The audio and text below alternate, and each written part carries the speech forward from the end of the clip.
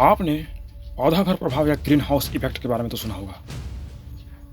यह प्रभाव क्या है, कहाँ और कैसे होता है और इसके दुष्प्रभाव क्या हैं?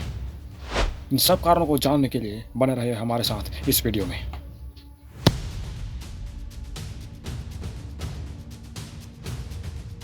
सामान्यतः पृथ्वी अपने ऊपर पड़ने वाले सूर्य की किरणों को अवशोषित कर ऊष्मा प्राप्त करती है। इनमें से प्रकाश की अधिकांश मात्रा को पृथ्वी परावर्तित कर देती है। इस परावर्तित प्रकाश में अवरक्त किरणें भी शामिल होती हैं। वायुमंडल की कुछ गैसें इन अवरक्त किरणों को सोख कर रोक लेती है और पृथ्वी से बाहर नहीं जाने देती।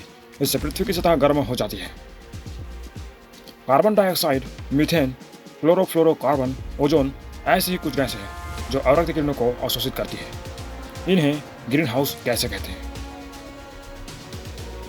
ग्रीन हाउस गैसों के द्वारा अवरक्त किरणों को रोका जाना ही ग्रीन हाउस प्रभाव कहलाता है। आपने सुना होगा कि हजारों करोड़ों साल पहले हमारी पृथ्वी बहुत ही ज़्यादा ठंडी थी और यहाँ जीवन रत्ती भर भी संभव नहीं था। लेकिन इन्हीं ग्रीन हाउस प्रभाव के कारण ही यहाँ पर जीवन पनप पाया। यदि यह घटना नहीं होती तो पृथ्वी आज की तुलना में अधिक ठंडी होती और यहाँ संभवतः जीवन नहीं होता। अब आप बताएं, यदि वायु प्रदूषण के कारण ग्रीन हाउस गैसों की मात्रा बढ़ जाए तो पृथ्वी के तापमान पर क्या प्रभाव पड़ेगा? आप ये तो जानते होंगे कि हमारे पृथ्वी पर प्रदूषण लगातार बढ़ते जा रहा है। यहाँ की सभी प्राकृतिक संपदाएं लगातार नष्ट होती जा रही हैं और दूषित होती जा रही है। एवं वृहत वायु प्रदूषण के कारण ग्रीन हाउस गैसों की मात्रा बढ़ती जा रही है, जिसके कारण पृथ्वी का तापमान लगातार बढ़ता जा रहा है।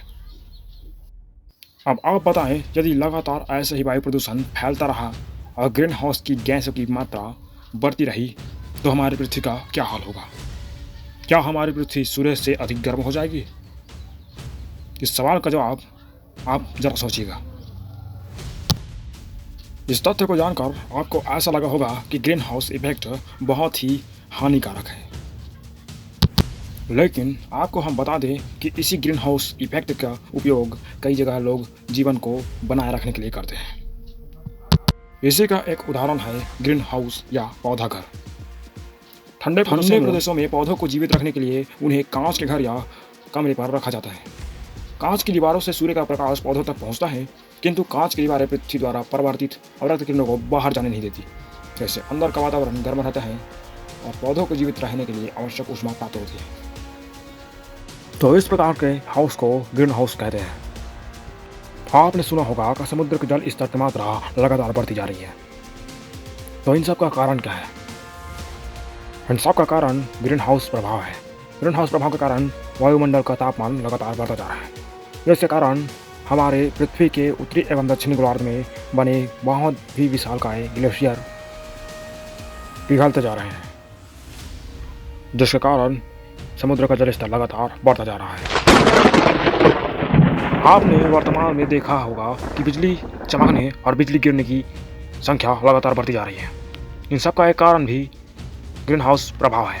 चूँकि पृथ्वी का तापमान बढ़ रहा है, इसलिए तापमान बढ़ने के साथ साथ बिजली चमकने और गिरने की मात्रा भी बढ़ती जा रही है।